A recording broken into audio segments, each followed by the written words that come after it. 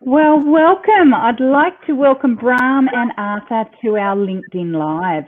Bram is a Belgian-born psychologist, but he's also an entrepreneur who helps sales professionals achieve more than they ever thought they could. Arthur Callis is a financial services expert and also an entrepreneur, plus a very successful financial advisor.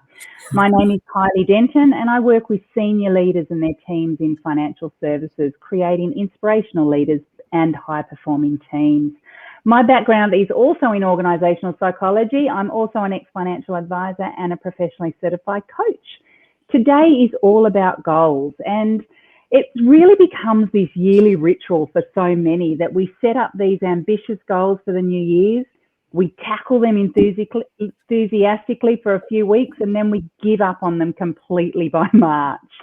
And this, I think, becomes this vicious cycle for so many, and I think creates a bad feeling about ourselves as well. So I want to talk about today why people put their goals to the back burner around March of each year. And then I also want to talk about some of the tips to help people, to set people up for success as well. Bram, I'm going to start with you this week because both of us have a background in psych, so behaviour is something that really is interesting for us. And we're both also professional coaches, so we see this a lot. Why do you think around March we start to have people not achieving their goals? Yep. Look, I'll start first with your question there, but I'd like to also make a segue into if it's really a matter of March or could it be any time really. But let me start first with your question. Sure. I think March is really that sort of time frame when obviously we have in Australia our long season in terms of holidays that kind of really break it in a way, and you kind of have to get back on track after many weeks of being off and really having your mind somewhere else, family, friends, beach, you name it, COVID perhaps.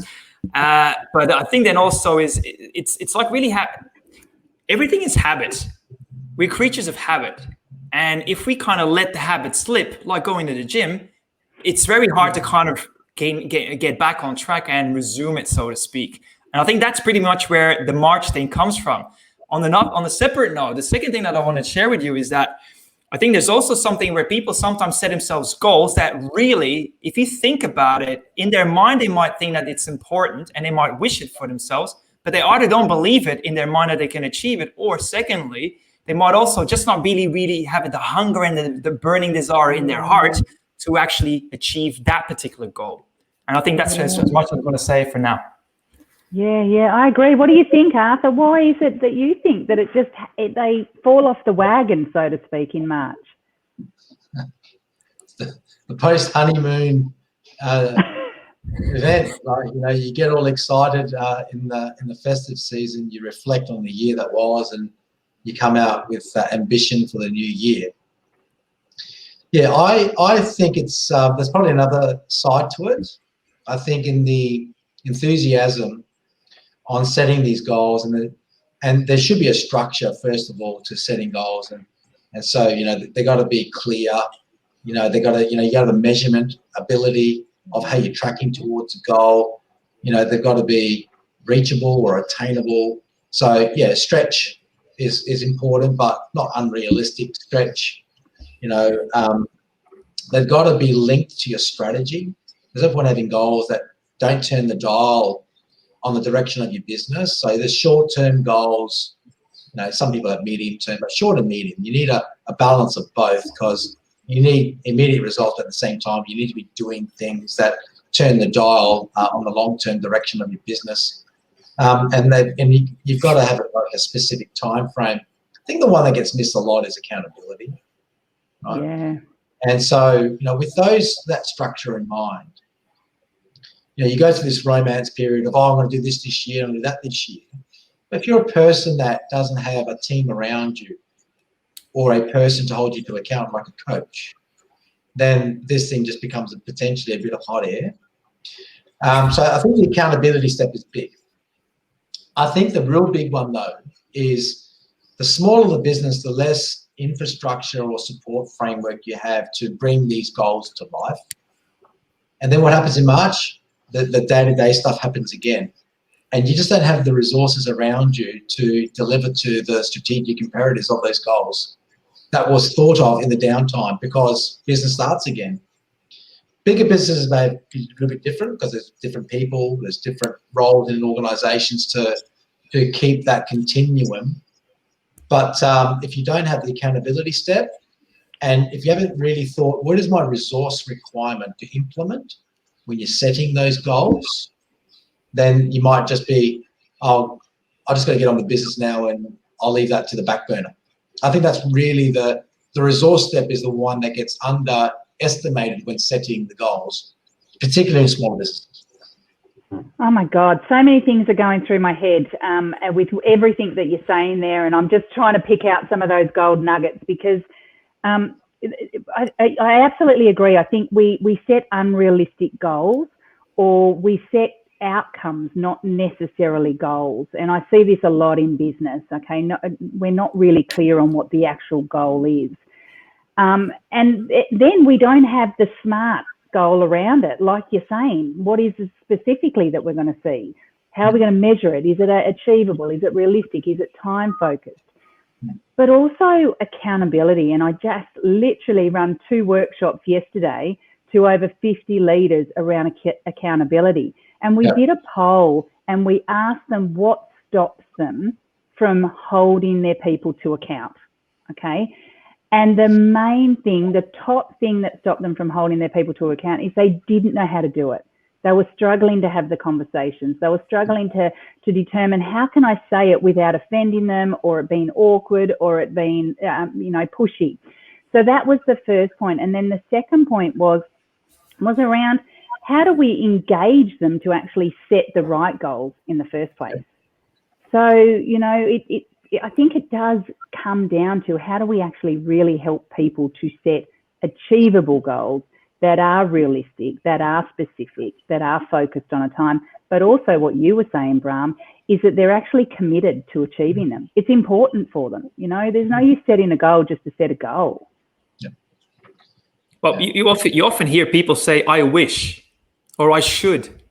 And as soon as you start saying this, I wish, I should, I have to, it's straight away somebody else's reality or goal or objective that you're talking about, which means you feel like guilty for not doing what you're supposed to do. And it's the same with procrastination. People delay things that they really either are afraid of or that they really are not really all that hung up to in the first place. And so then you kind of play a bit kind of phone tag with yourself in a way, like, kind of, yes, I should, but I'm not doing it because I don't want to.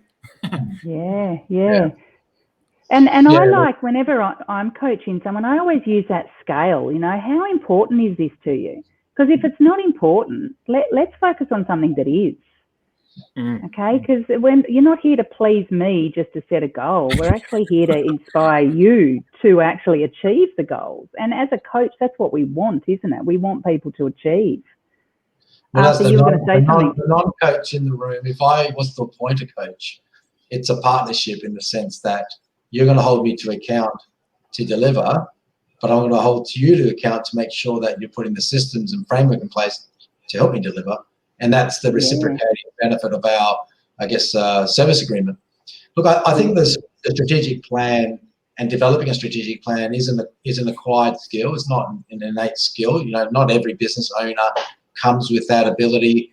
When they may have started out on their own and they've started to grow their business and they're now, a multi-person, multi-stakeholder business, it might be a skill gap that they may need to bring someone in to help coordinate. Starting off with the purpose of the business, its core purpose, the vision, its mission, its goals, its values.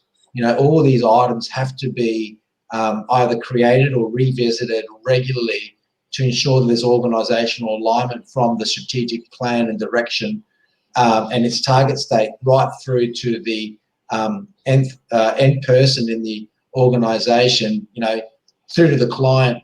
And make sure there's complete alignment. That strategic plan has to be reviewed regularly, half yearly a minimum, quarterly depending the size of the business and the type of directional shift or change program that may be in place, more frequent. and someone needs to own to make sure that that is being discussed with space in everyone's mind, whether it's away from the office, and there's adequate time spent on the effort. Otherwise, it just becomes a document that collects dust, and there's no change. Linked to that is, how does those strategic goals and KPIs of the business then flow through to the performance systems and frameworks assigned to each member of staff that contributed to the forming of those vision statements, mission statements, and the strategic plan, so scorecards, etc., and making sure that the KPIs in those scorecards align to the strategic plan KPIs, so that everyone understands what they need to contribute and be accountable for, so that the business can turn the dial. Yeah. And I think sometimes people don't know the part they play. And again, I had the conversation about this, is we know what success looks like. We know what we need to achieve, but actually we forget to drill down in that deeper level when it comes to business, to go, right, Arthur, this is the part you play. This is the part you play, Brahm.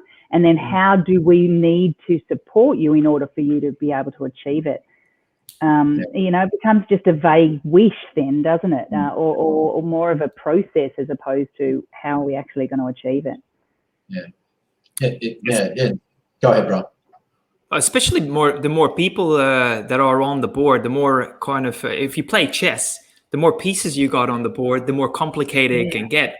And unless the links between those pieces and the role they play and how they can advance and how they can win together, not just as individuals, but as a group or as a team, unless it's all very clarified and specified, it's very hard to kind of track it, because then one person expects the other one to kind of win. And that obviously is not really how teams do it. I've definitely seen in lots of strategic workshops that I've ran for many organizations over the years.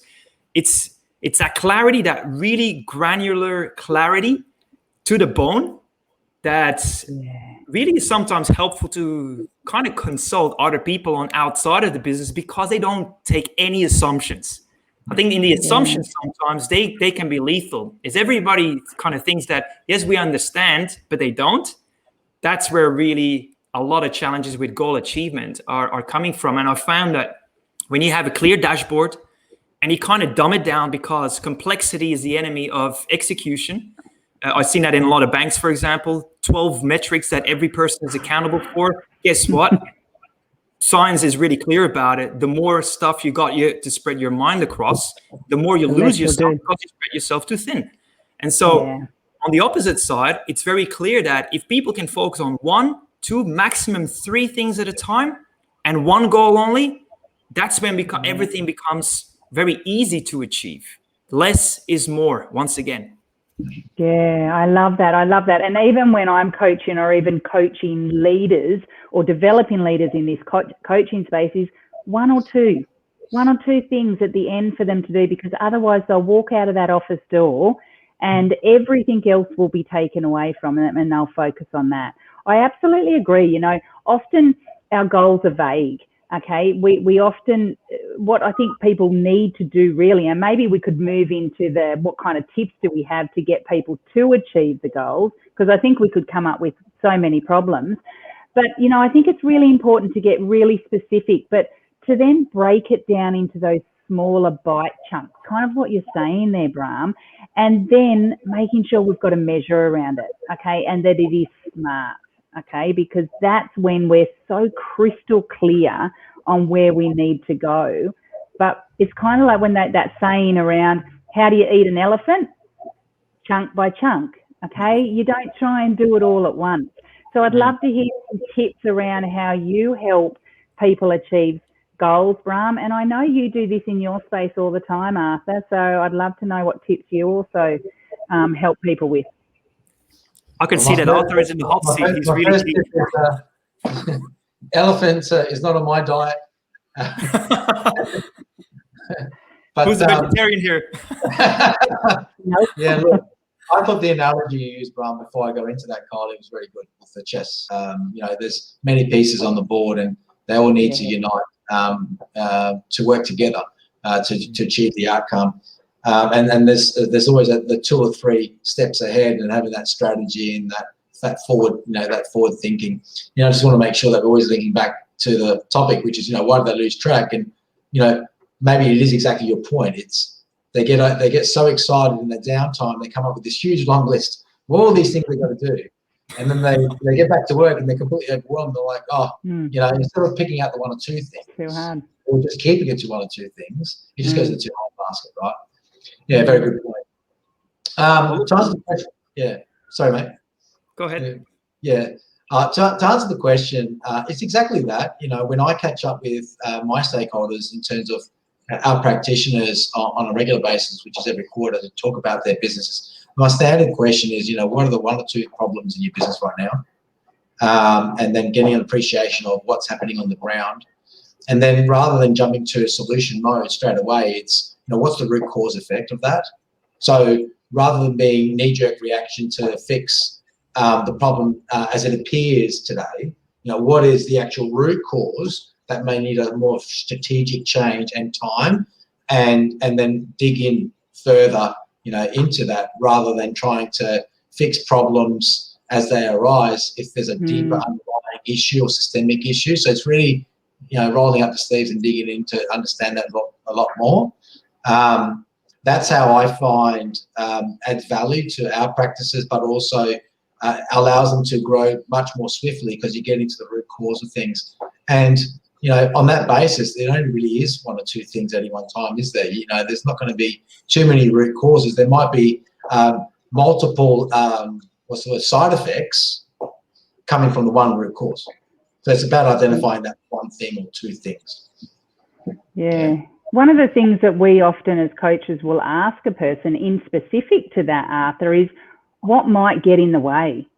What might be that stumbling block? So we actually know about it and can pivot before we even get to, I didn't achieve it, because there will always be that sort of challenge that we have thrown at us. So something else will come up, or someone will fall sick, or something will happen that is a roadblock. It's that resource step. That resource step. Yeah. Do you have the resource to tackle the strategic plan that you've set, and aligning your resource to the number of points on there? I think that's like I said at the beginning, I think that's probably another one reason why I get set aside. It just goes in the too hard basket. I'm too busy now. Yeah. Good point. And what are some of your tips? I agree. Before I pass over, I think I agree with getting the external person in. I mean, if you want the thing done properly, like I said, a fresh, non-judging or impartial set of eyes will shed a whole new light on your business, and something that should be very much thought through when commencing the process correctly. Yeah. Good point. Look, I appreciate the question earlier. Like, what are some of the points that I'd like to share? I can probably think of 2 right off the bat of my mind.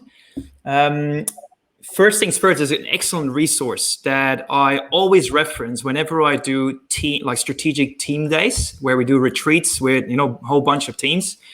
And the reference is called The 4 Disciplines of Execution. And it's authored by some of the great minds that were also part of the 7 Habits of Highly Successful People. So the Franklin Covey sort of group of individuals and researchers. Excellent methodology. And the reason why it's really great for goal setting for groups now, not necessarily individuals, but some of the principles also apply to individuals and one-man bands, is that the less is more. You can only set yourself 1 big wig, they call it, a wildly important goal. And at any given point in time, because you got singular focus on one, it's much easier to put all your efforts into that 1 single thing. So whether you are an individual or you got team, if everybody is clear about the 1 single thing, you can more easily put everything into it. I think the second thing then is that there's always certain behaviors or certain actions that we can take on a daily, weekly, monthly basis, either as an individual or as a team. And if only we measure those actions taken and we report back to the group or to ourselves or our coach or our mentor in terms of what we've done or haven't done, where we met the benchmark necessary. For example, calls is an easy one for people in sales. Have we all done our 20 calls a week or 50 a week, or not? Have you done the letterbox drops or not? Have you done a blog posting or not? As a leader, have you been and talking to your people just to ask how they're going and have a quick chat on the fly? These sort of things you can easily measure. And there's always the few behaviors that really make it or break it. You do them, it adds to. You don't do them, it takes away from. And so as long as people are clear about what those 2-3 behaviors are and the one single goal that down the track they want to achieve, then all the rest kind of works hand in hand, because with weekly reporting, clear dashboards, everybody in the know and everybody contributing, and everybody also seeing who's actually, pulling their weight and who's letting the team down, suddenly you start seeing that there's a whole team dynamic about not wanting to let the team down. And that is gold in a team environment to achieve goals. Yeah, I love that. As you're talking there's probably 3 tips that I would give around achieving goals. And that is really getting clear on what success looks like, what success feels like, looks like, and sounds like, okay? Really get clear on that, okay? And then break it down into that specific, measurable, achievable, realistic, and timely focused, okay? And then finally, get someone to hold you accountable, okay? Make sure that you've got an accountability partner, whether that is your husband, your wife, your co-worker, your boss, whatever it is, making sure that you've got someone that's going to keep you accountable. But also, finally, making sure that that goal is important, okay? And that this is really something you're committed to, okay? Because one of the things that determines success from setting goals is your commitment. So how committed are you to achieving it? Definitely. As always, love talking to you guys about this. And I think this is such an important element, especially at this time of the year when so many people are starting to flounder, okay? Because it's starting to get busy again and people sort of push their things aside. Go back, focus on your goal, get clear around it. Set some achievable targets that you can do on a regular basis. And as you said before, Brahm, even making sure you're getting that momentum, taking small actions to get to where you need to go. Is there anything you want to say just to finalise it, Arthur and Brahm? Make it fun. Make it fun. I love it. Good one. I also got a quick one. Make sure that you allocate time every week to do the things that are important to your goal, because otherwise it won't happen. Yeah, fantastic. Thank you so much. As always, great to chat, and we'll be talking again soon. It was a pleasure, guys. See you till next time. See you next time. Cheers, guys. Bye. Bye.